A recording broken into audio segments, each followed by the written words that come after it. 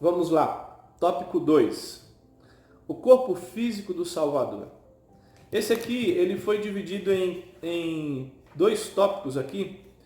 Tópico 2.1, que é a união hipostática. O que é união hipostática? Nós entendemos que é uma união hipostática, é o termo teológico utilizado para definir a doutrina de que Jesus é uma só pessoa, mas com duas naturezas, a divina e a humana.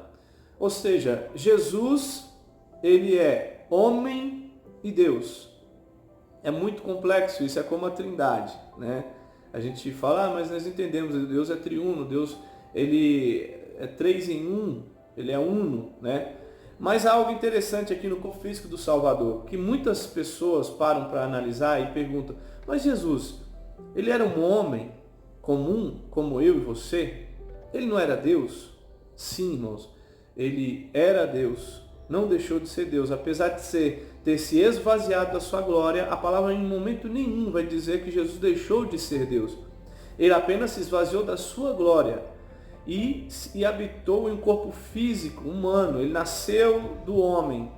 E então ele era perfeitamente homem e perfeitamente Deus. Nós devemos entender isso porque a palavra do Senhor vem dizer que Jesus em nada foi favorecido. Se nós dissermos que Jesus ele é apenas Deus, e nós diremos um dia para ele, falar, Jesus, mas o Senhor não sabe o que eu sinto, o Senhor não sente as dores, as paixões que eu senti, a fome, a sede.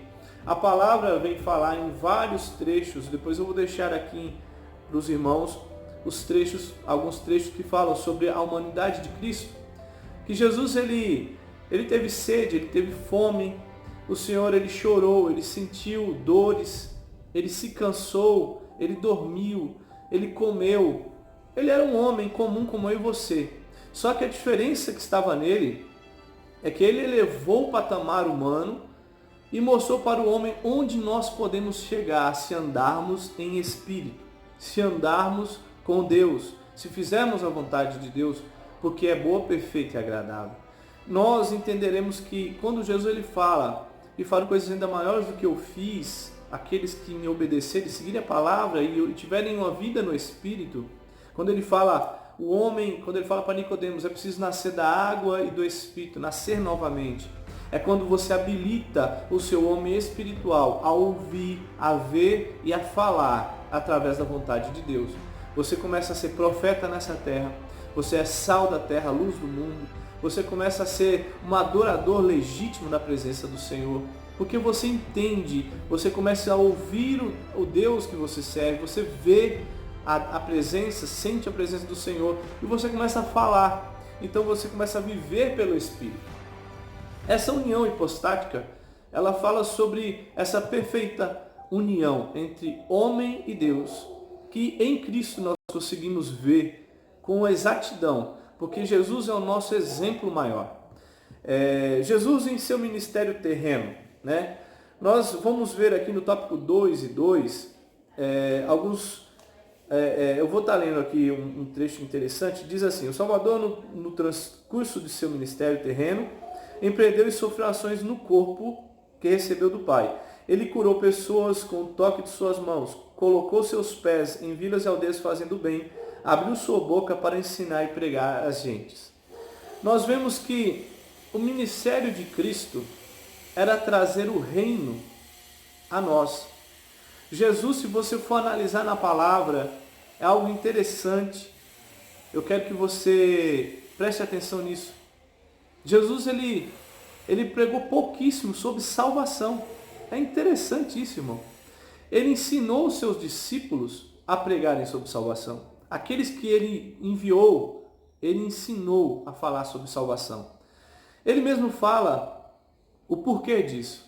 Porque ele veio pregar o reino. Ele veio mostrar o reino do Senhor para nós. Como cidadãos desse reino. Ele veio mostrar uma herança que se tinha perdido. Ele veio, através da sua vida, demonstrar como que é um cidadão do céu na terra.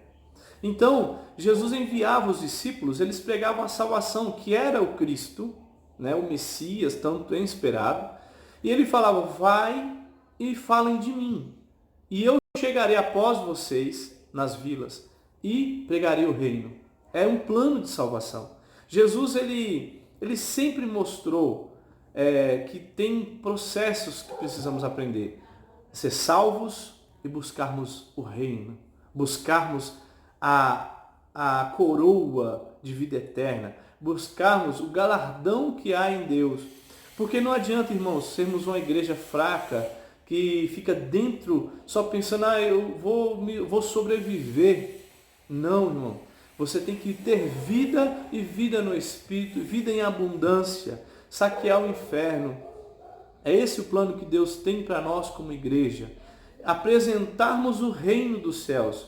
Não ficarmos dentro do quartel-general que é a igreja, presos e alimentando a nós mesmos só, olhando para nós mesmos com medo do mundo lá fora. Nós temos uma grande seara, né? E que por meio de várias ferramentas podemos alcançar.